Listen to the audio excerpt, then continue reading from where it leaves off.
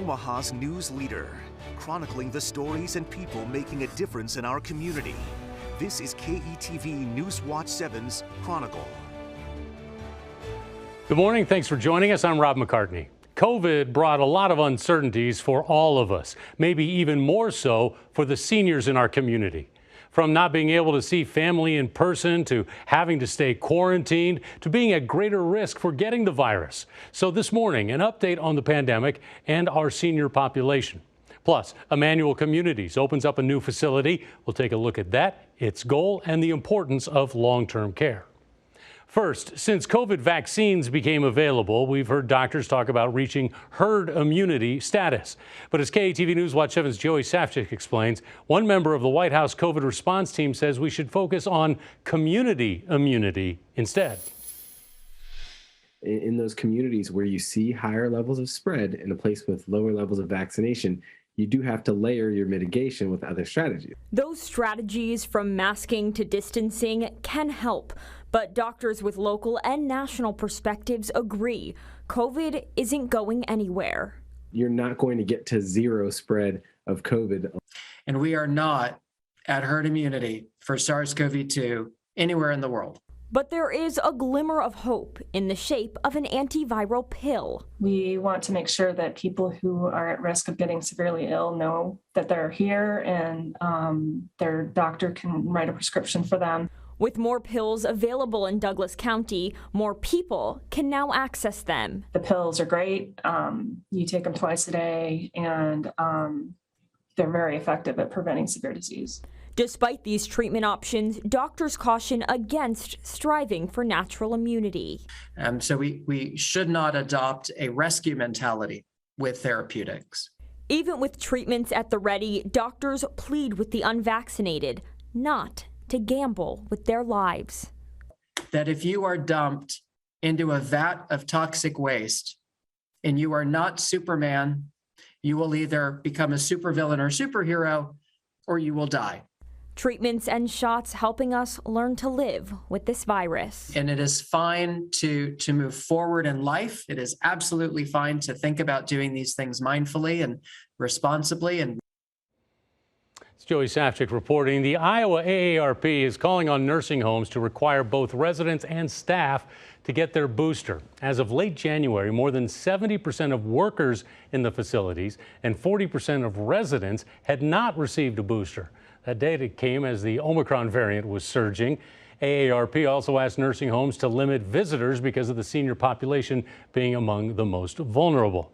Well, joining me now is Dr. Joe Heiko from Nebraska Medicine, specializes in internal medicine and geriatric medicine.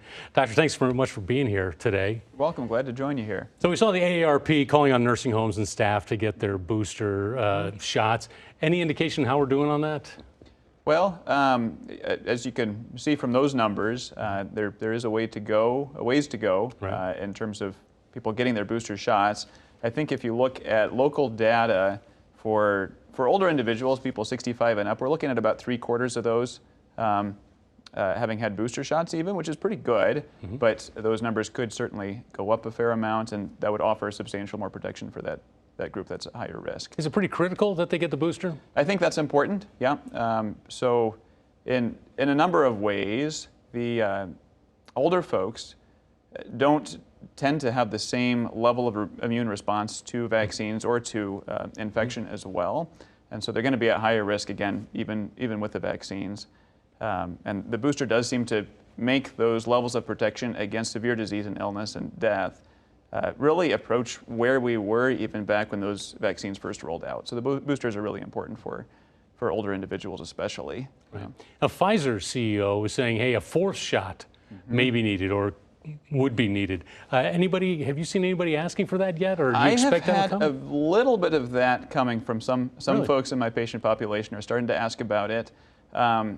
I have not seen the data myself, so I'd rather not give you a lot of comment on that. Sure. I do know that as we've gone with successive shots, there has been some diminishing returns with more, because the initial vaccines are the most important ones, and the boosters are important after that. After that, maybe the fourth shot we'll find is important too. I'm not sure how to comment on that, Gotcha. though.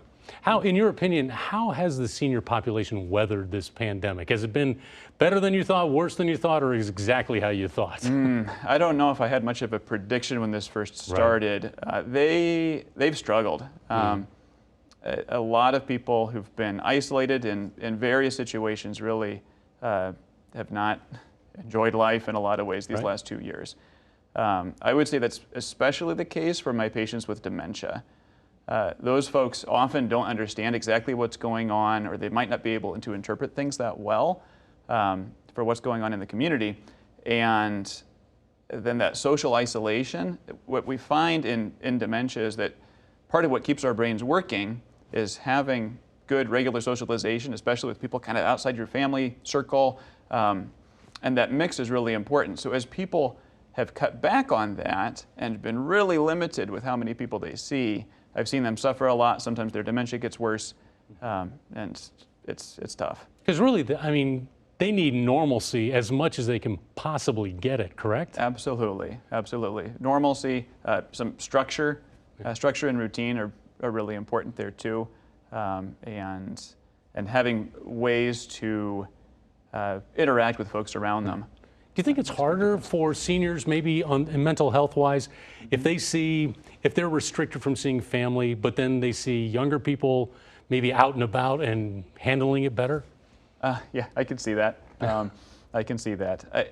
I think that many of my patients aren't comfortable yet, kind of getting out into the open a little bit more.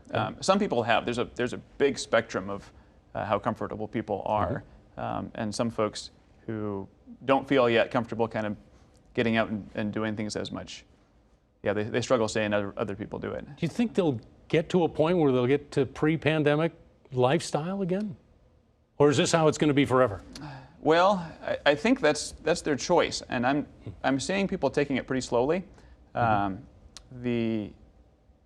we were just hearing just now, there's concerns that it's not going to get a huge amount better over time. We have a lot of the strategies that we have to mitigate the pandemic are already in place, and we kind of are maxing out in terms of what everybody's willing to do, it seems like, in some ways.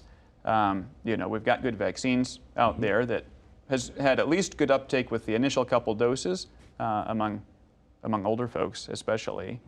And we have therapeutics that are becoming more and more available. And numbers right now are looking better than they have in quite a while. So I do worry that from here things might get worse, you know, as potentially new variants get introduced. But I think we're going to have the virus to stick with us for a long time, and people may have to start making that determination of, well, this is really dragging on a long time. Is it time for me now to step out of what's been kind of the comfort zone for a while and say, well, maybe some other things are important, and maybe I'm not weighing my health as being the utmost important, still taking some strategies to mitigate things, especially if the numbers are going up, but also saying there's other stuff that's really important in life and getting back to that. Yeah, it's a choice. And along choices, is there anything they can do besides a vaccine to protect themselves? Is it just strictly being quarantined still? Well, it depends a little bit on what you're doing. So smaller groups, of course, are going to be lower risk than other things. Sure. So going out and seeing grandkids, spending time with family is going to be lower risk than a lot of other things you can choose to do, like going to a concert. And it probably is something that people value more and find more meaning in also. I'd say it's important to have some sense of what's going to happen if you catch COVID. What's your doctor's protocol, and how are you going to reach them, and how are they going to connect you with the proper therapeutics? Those aren't really obvious sometimes, the pathways that you're going to get those. Right. They're available, but it's not just you go to any pharmacy and pick it up right now. So having a sense of what your doctor's going to do if you catch it is worth doing. And not to muddy the waters, Joe, I just want to ask you real quick, the flu. I mean, it's starting to pop up. Any recommendations for people on the flu? Mainly just the same sorts of things, getting vaccinated and watching where we are for that as well. You know, I haven't kept a great eye on the numbers of that recently. Earlier on, we had a bit of a surge and that started to drop down a while, but I haven't looked at that for a few weeks. But we know it's out there. It sure is. All right. Hey, Dr. Heichel, thanks very much for joining us today. Yeah, Good thank you for advice. having me. You bet. Well, still to come, Emmanuel Communities invites us into their newest facility. It just opened. We're going to talk about the role those facilities can play protecting our seniors. You're watching KETV News Watch 7's Chronicle.